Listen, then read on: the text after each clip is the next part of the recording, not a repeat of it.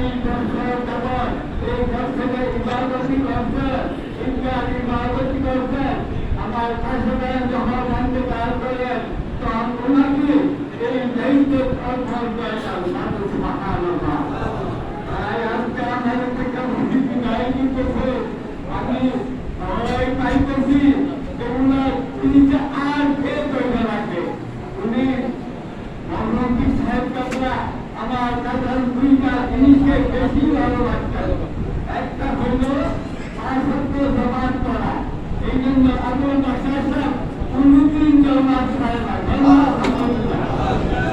আমাদের রাজ্যে যত জমাত হোক এই মাদ্রাসা সরকার দিনের সাংগঠনিক আমাদের ধন্যবাদ।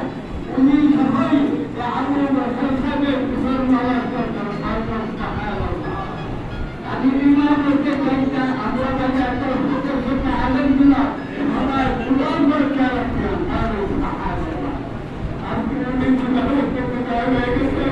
আমরা হাত শূন্য হয়ে গেছি।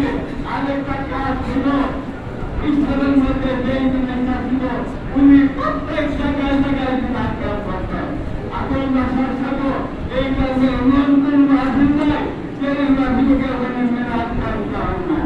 এই জন্য আমি বলতে চাই